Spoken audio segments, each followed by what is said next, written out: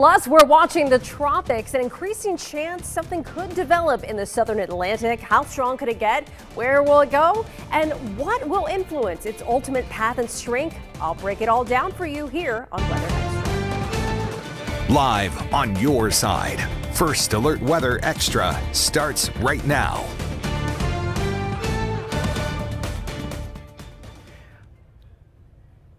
Hey! Hi, everyone. Welcome into Weather Extra on this Wednesday evening. You can see Wes. He's actually here in the studio, but man, that sky cam looking good behind you. Yeah, check out the view here from our new tower cam. And I was noticing just north of town, we'll pan around over the city of Birmingham. There was a little bit of rain to the north and east of the city. We're coming up on another beautiful sunset. And once that sun drops below the clouds here, we should have a lovely view. You can already see with that cloud cover, it's really setting off that glow. But if you capture a beautiful sunset, you can share that with us here on the First Alert Weather app. So right now we do have some pop-ups, and there's some pop-up showers around the Birmingham area. Notice some rain to the south into Bibb County. This is just leftover showers. Some of this is tracking into Chilton County at the moment, running roughly along and south of Highway 25 here. And then to the north of Jasper, and actually this is just northeast of Double Springs, we're seeing a couple pop-ups. So we might get some, well, we do have some lightning. We got some lightning here around Hayden. We do have a storm that has popped up. So if you're in Trafford, Hayden, High Rock, back in towards Locust Fork, stay indoors because we do have a storm developing, and that threat of lightning is there. Not a severe storm, but you can see we do have quite a few lightning strikes. So we do have a cell that's developed with the heating, and then also I mentioned northern Winston County. You can see one little pop-up shower that's happening there. And I want to go back to the south because I had that one view loaded up there just to show you. It looks like we do have another little area of rain that has popped up. This is not far from the Miller Steam Plant there just to the south around Mulga. So folks here around Mulga and Bayview, Adamsville areas, there's Graysville. So just stay alert for the threat of lightning. So we do have a little pop up there, and then some leftover rain, as I mentioned. No lightning with this, but some leftover sprinkles and showers, mostly south of Montevallo, Briarfield, down in towards Randolph, Lawley. There's Highway 139 right there. So getting some of that rain that's going to work into Chilton County. But the big time storms that we were seeing earlier, those that are dropping south more towards Selma, down in towards places like Camden and Wilcox County. And then tomorrow we still could see some pop-ups. Again, you can see it's a low chance, very hit or miss, but the possibility is there not only tomorrow, but also into Friday and especially Saturday. We got to watch it in the afternoon. One of those college football Saturdays, Lauren, where we could see a lightning risk, and also highs still close to 90 degrees.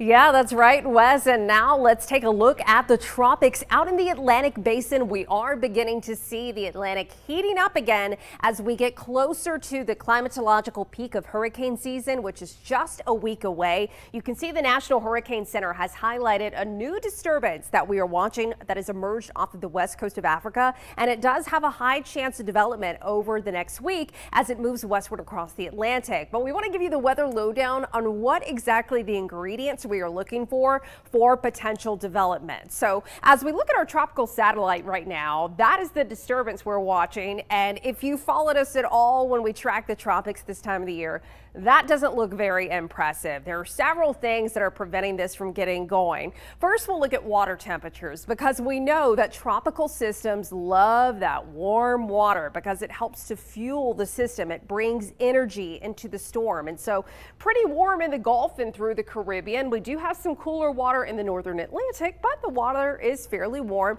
out in the middle of the Atlantic where this system that is developing could be going. But we also want to look at moisture levels. So this little slug of tropical moisture you see along the west coast of Africa, that what we're watching right here, that's where a lot of moisture is, and that's where that system is potentially moving through and trying to develop. But we call this the MDR, which stands for the Main Development Region of the Atlantic. And this is where you can see the development of tropical systems this time of the year. But the issue is we've got drier air to the north and drier air to the south. So even though you've got this little slug of tropical moisture that this potential system could be moving through, it's going to be having to battle some drier air on its trek westward. And you can see that here as we look at the future Saharan dust levels over the next week. So there is going to be this dust plume moving off of the west coast of Africa, and that could potentially help to hinder further strengthening of this this possible disturbance over the next week. But where could it potentially go? So we have this area of high pressure that sits over the Atlantic this time of the year. We call it a Bermuda high. What can happen sometimes is that as a disturbance develops,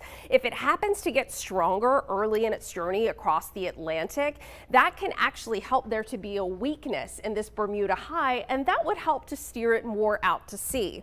However, if we see a situation here as we go forward in time over the next several days where this disturbance stays pretty weak as it moves closer to the Caribbean, that could help to maybe bring it farther west, and it could eventually be influenced by a trough over the eastern U.S. So still plenty of time to watch this system in the days ahead. We still have probably a good week or so as we're tracking this, and we'll continue to track it for you here on Weather Extra in the days ahead. But let's check in with meteorologist Megan Thomas now for a look at our rainfall totals here at home in central Alabama.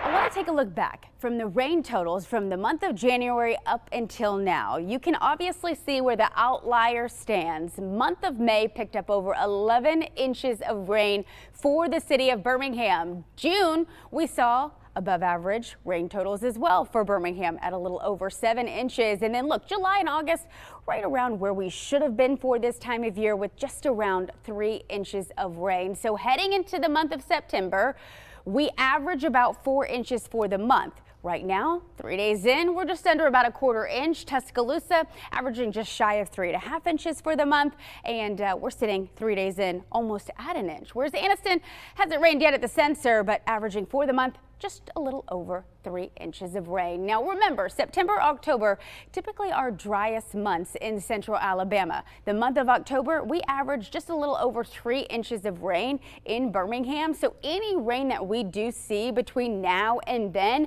really going to be helpful. Sure, we're in the surplus as far as the year of 2025 is concerned, but when you look at the drought monitor, we still are abnormally dry to moderately dry in portions of southwest Alabama up and through northwest Alabama as well. So even though we still are considered above average for the whole year, we still have drought conditions. So again, any drop of rain that we get really going to come in handy over the next couple of months. 2025 rain totals look Birmingham just shy of 41 inches, Tuscaloosa a little over 42. When you average just a little bit over 37 inches of rain. So even with that surplus of rain, yes, drought is always still a concern.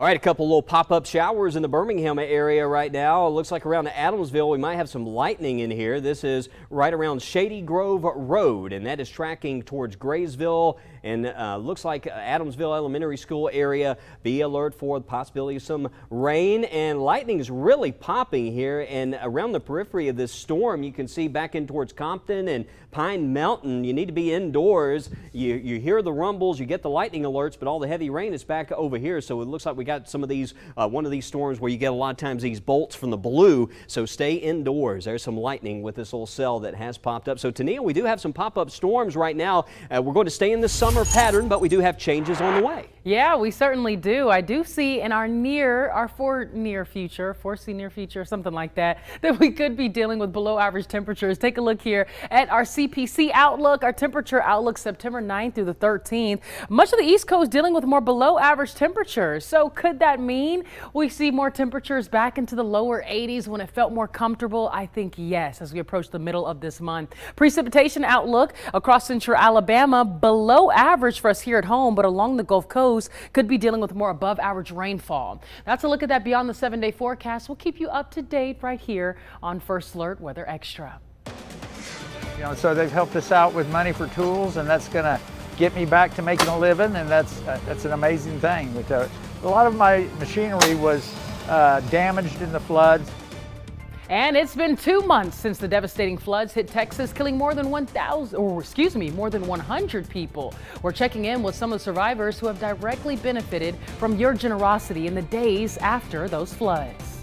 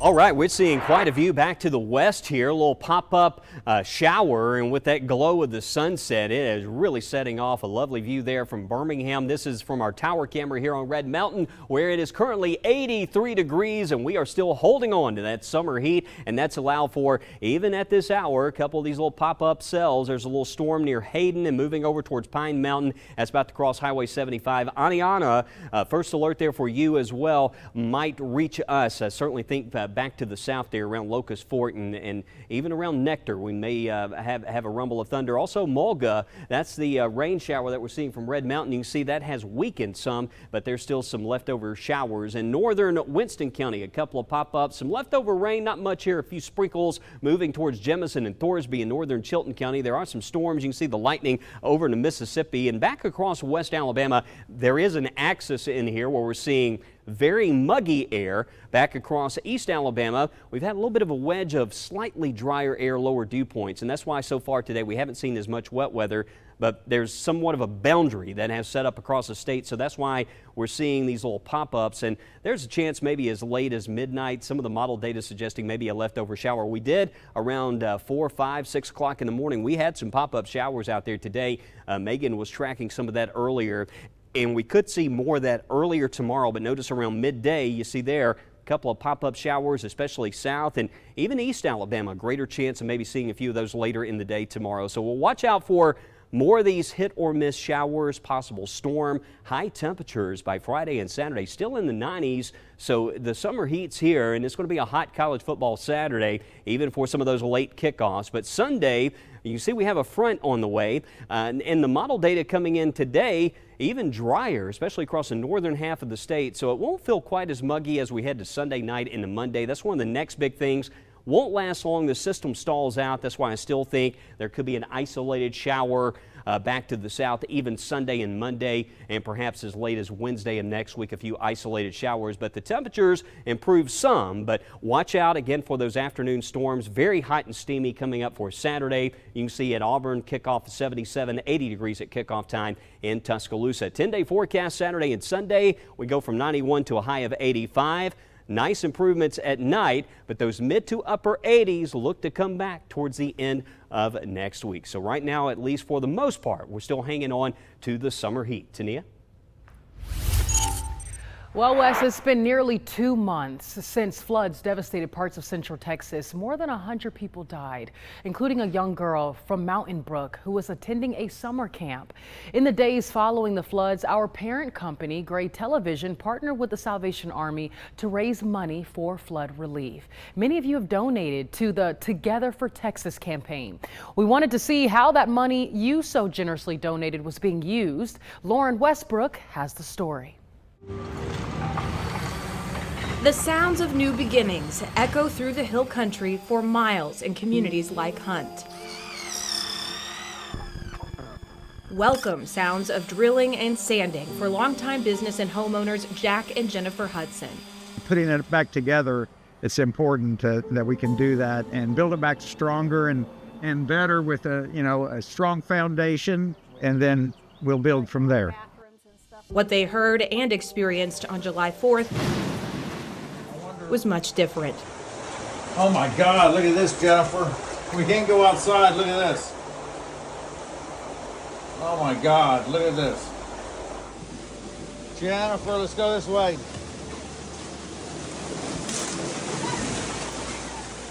The couple escaped floodwaters through a window in their home built in the 1930s. They swam out with their 2 dogs, Zumi and George. Oh my God, Jennifer. Here's our little porch wall that we stood on. The water was like up to here. And Jack hung on to that pole with the big dog, and we were here for almost an hour. Clinging to each other and the side of their home on their 31-year wedding anniversary. I looked over at Jack and said, "Happy anniversary." And not the way we had planned to spend it, of course. When the water finally receded, the Hudsons lost just about everything in their home and successful patio furniture business in Hunt. They did not have flood insurance. After all, they haven't needed it for decades. A quirky front office they call the Whimsy still stands on their property, bringing a smile to them and those who pass it.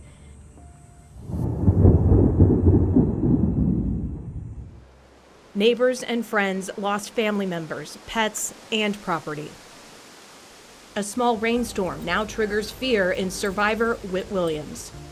Makes me think about losing my cat and everything I had, back then, like my apartment and my old car and everything, The rain just makes me think about all that. Whit is an employee at the Salvation Army's Kroc Center in Kerrville, the very organization that helped get him back on his feet with an RV and a car after the flood. Everybody just came together, and so because of that, I have a RV in my name. I've never been a homeowner, but that's pretty cool, Missing his cat Harley after the water swept her out of his arms, he now feeds strays at his new place. You're seeing what donations through the Together for Texas campaign continue to do for survivors through his eyes and the Hudsons. Yeah, it's not a big place, but I mean, it's home, I like it, There's a little, place to sit down and eat, There's a bed. There's a bunk bed over back there if I ever need it. So they've helped us out with money for tools, and that's going to get me back to making a living, and that's an amazing thing. But, a lot of my machinery was damaged in the floods. They helped me with the laptop, and I got a printer as well. And so, trying to get my office back going, and so appreciated, so appreciated. As they say in the Salvation Army, hope is on the way. What's called the Wall of Hope remains on display here in downtown Kerrville, with tributes pouring in from around the world.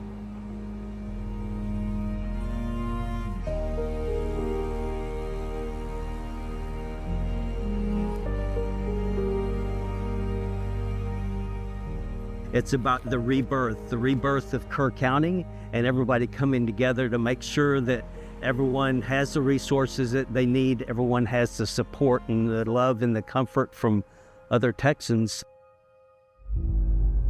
Major Phil Swires and his colleague Sergio Marquez Lopez took us to the hardest hit areas where families are still in desperate need of their services, along with FEMA assistance. The air still thick with grief near Camp Mystic.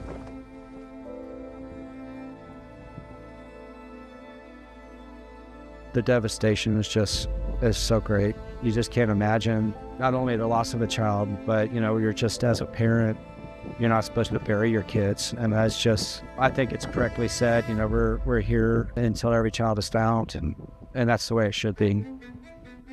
They're grateful for every donation to the Salvation Army as they try to stretch every dollar in this stage of recovery for survivors. Their canteen units were out in the community in the days immediately following the flood, with food and water for families and first responders. Employees and volunteers also went to neighborhoods to assess other needs in a part of the state known for its beauty. Who doesn't work all their life, for the hope and the dream to, have a home near water where they can just enjoy nature, where their kids can put down the screens and the video games and just get out and fish or get on a kayak. And, this is where people come to. And so, while it's such wonderful summer memories for so many families enjoying time on the water, for our community this summer, it was tragic. You still see parts of people's lives here along the river. There you see bed sheets and other belongings scattered throughout the trees.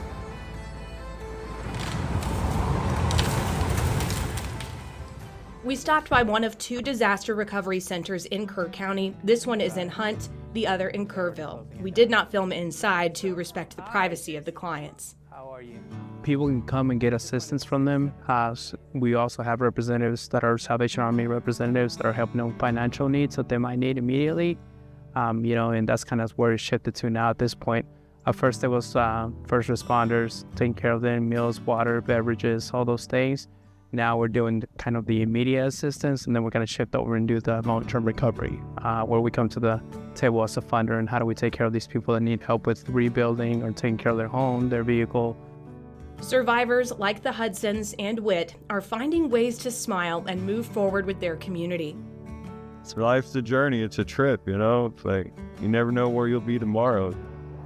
Our choice is to be focused on gratitude, because when you're in gratitude, you're in the flow of blessing. And those blessings have come to us from every direction. It is just awe-inspiring how much help has come to us. And, like Salvation Army and like so many of the different agencies and churches. And they can't say thank you enough to everyone who helped raise more than $1 million through the Together for Texas campaign. Thank you, thank you, thank you. I mean, we are, one of your recipients, and it makes a difference. It's just amazing the way people have responded, and certainly from the viewers that you have that have made our response possible. We're more than grateful for that. So thank you. For the Together for Texas campaign in Kerr County, I'm Lauren Westbrook. And so far, the total is more than $1 million. You can still donate to the ongoing efforts by scanning the QR code right here on your screen. First Alert Weather Extra, we'll be right back.